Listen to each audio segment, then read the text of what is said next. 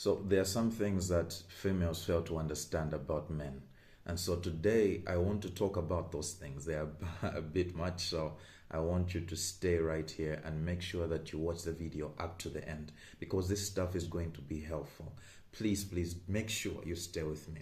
Let's dive into these things together. There are some things I believe that females fail to understand about men, and these things are very basic. But if you as a female are able to master them, they will literally take your marriage and relationship to another level. So that's what I want us to talk about today. So the first thing is that when men set boundaries, they don't set them out of insecurity.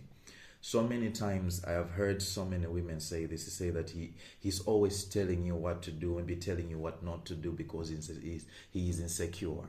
But what I'm telling you is that it's not always true for majority of men. Men by nature are territorial, meaning that we are called to protect. And sometimes when we see a behavior in our partner that is not congruent with where we're trying to take the relationship to, we'll actually set and highlight a boundary. And so if she does not understand that the boundary is out of our need to protect what we have together and our need to lead, what will happen is that she may actually misinterpret every action that we do. But a woman who is wise will actually look at that and say, okay, why is he trying to do this? She will actually begin to understand his thought process that actually is out of care and not control. Now, granted, there are some men who are just controlling because of maybe they're insecure. That is also a truth, but it's not the majority. That's what I want you to understand. If you know the kind of man that you have, you will actually be able to discern better to say, what type of man do I have? And this statement that they are saying, from what place is it coming from? So I want you to watch this video that is tackling this very same issue. Let's look at it now. Is it insecure of a man not to like or want you to dress sexy in order for you to be his wife? What's sexy? What I got on, like what I got on right now. Oh, let me, I gotta get a good look at you. Let me see, where your shirt at? Kitty, what do you think?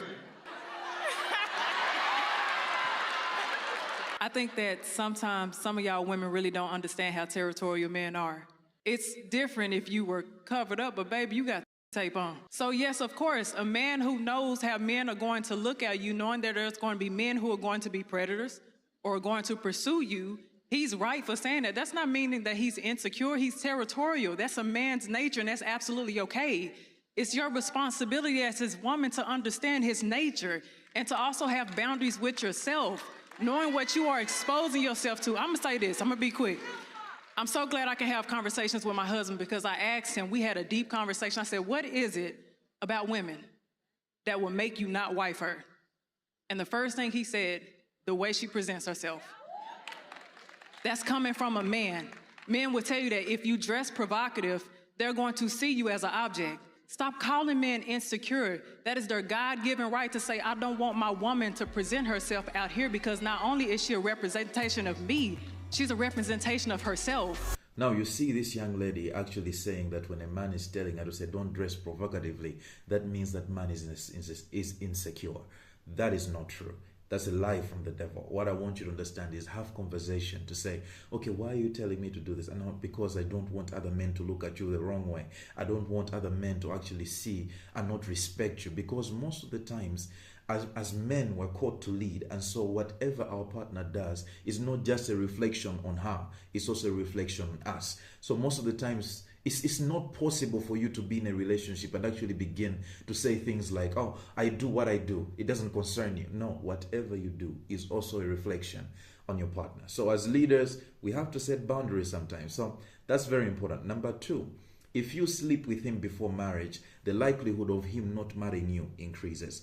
Most women have found out about this in a very painful way. What I want you to understand is one of the greatest motivations for actually marrying someone is because you want to sleep with them. I know some of you are more spiritual than me and you don't think like this, but for me, my Lord, one of the greatest motivations of actually marrying someone is actually to know that you're going to share something that you have not shared with anybody else before that marriage covenant. And so sex is one of the motivations. What statistics reveal is that those people who cohabit, number one, even people who actually sleep and are promiscuous before marriage, actually don't end up getting married. Most people just settle for arrangements which are skewed arrangements that are not ideal for actually raising children and the family. And so what I want you to understand is, if you want someone to be committed to you, make sure you reserve your body for that marriage covenant. I know the pressures are real. I know that the times we're living in, they're pushing people in the wrong direction. But what I want you to know is, what do you want out of your relationship? Do you want a commitment for marriage or not? If you do, I will encourage you to make sure this person commits before you actually are vulnerable to him to that level. Preserve your body, your honor, your dignity. I know most of us have heard statements like, if you are that strict, no one will marry you. But what I want you to understand is, there are so many women with a testimony of saying, we kept our boundaries and actually we got married, and the experiences that we had actually were beneficial. We are so glad we actually did that. So that's very important. Number 3, his character matters more than his money. We have seen so many people, we have heard stories of people who wake up at 12 midnight running around their house just to make sure that they preserve their wealth, because their wealth was actually gained through suspicious means. And so to preserve that wealth, they have to make sacrifices to things that are not good. So you find that this person was attracted to this man because of his money, only to find out that this person is abusive, only to find out that this person is actually involved in witchcraft, only to find out that this person is not a caring person, only to find out that this person, as much as they have money, they are very stingy. Only to find out that this person, in as much as they have money, they are disloyal, unfaithful, they are always cheating on them. And so that's what I want you to understand. So you can't just check the box of stability in terms of wealth and say everything is rosy for me. You have to make sure that this person is also a good, caring, kind person. This person has to be godly. What I want you to understand is, if your house is not peaceful, the money will not matter. That's what I want you to understand. If you are not happy, the money will not matter. Money cannot buy happiness. That's what I want you to understand right now. Okay, some people say, no, it does for me. But I want you to understand, if your home is chaotic, full of abuse, you will not remember that you have a lot of money. That's what I can tell you right now. Number 4, he may not know how to express his emotions, but that doesn't mean he's emotionally unintelligent. Okay, that doesn't mean he lacks emotional intelligence. I think this is something that has been said so many times in our time right now, where people are saying men lack emotional intelligence, women have emotional intelligence. I'm like, no, that's not true. Emotional intelligence is not just about expressing emotion, because sometimes we see it so many times that women are failing to express emotions properly. Okay, yes, they have language. Yes, they actually talk about their feelings, but sometimes they can't even control their feelings. Sometimes they don't even know what to say and what not to say. Sometimes they spew things out of emotion, then wreck everything in their lives. So what I'm saying is that a component of emotional intelligence, yes, is the ability to communicate what you're feeling. But even controlling your emotions, being able to be a master over them, that is something that men do well most of the times. But that's not the only component as well. What I'm telling you right now is that I want you to be very careful in how you look at his emotional journey as a man. I want you to understand that he will only express himself if he sees you as a dependable person, as a reliable person, as someone he can confide in, and you actually hand that information responsibly. You have to be able to keep information to yourself. Okay? Because sometimes I've counseled so many young ladies who actually will take whatever their man says and then later on use it against him. Once he notices that that's what you're doing, he will not share as much anymore. So what I want you to understand is, just because he's finding it hard to find the right ways to express what he's feeling, it doesn't mean he's emotionally unintelligent. So most men will watch you before they say anything. They'll just be looking at you. So you need to understand that he's thinking about things, even though he looks like he's thinking about nothing. That's what I want you to understand, okay?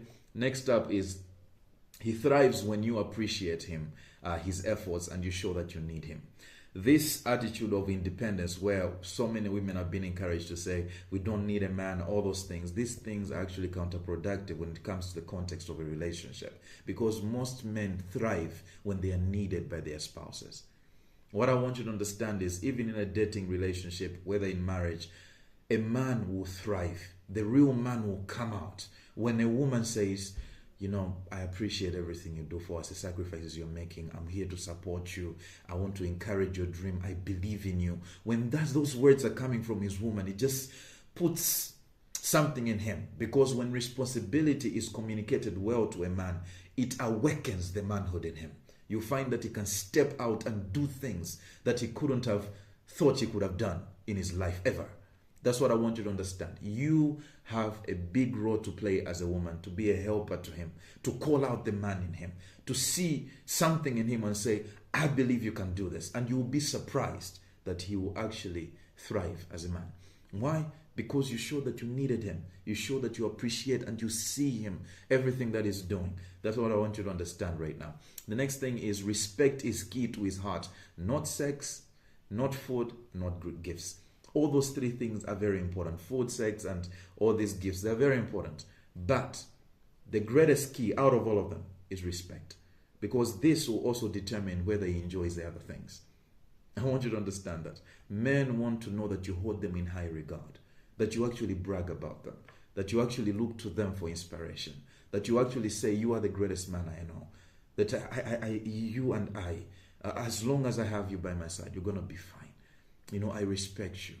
I want to listen to you. Once you listen to him, sometimes when he gives you advice, you actually show that you respect him. When you brag about him to your friends, when you brag about him in public, in private as well. When sometimes he's thinking about something, you just come to him and say, this is what I respect about you. I love you this and I want you to continue to do this. You'll be surprised at things that he can do for you. Respect is the key to his heart. All these other things are also important. Don't get me wrong. But respect is number one.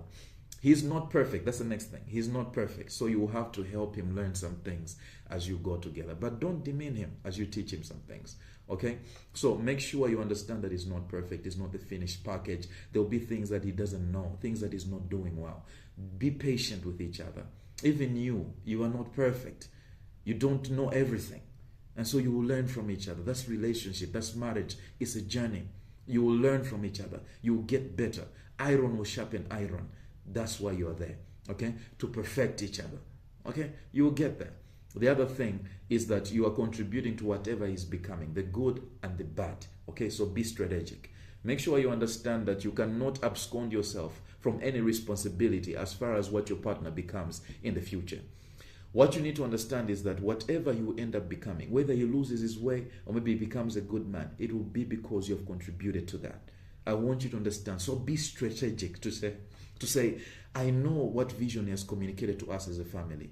I know where he is going as a man. And so every time I'll be the one to remind him. Every time I'll also be the one to instruct him in what God is speaking to me, to say, okay, I feel like the Lord is saying that I think what you started to do that time, I feel like you should add this because I feel like that's also the Holy Spirit is communicating to me.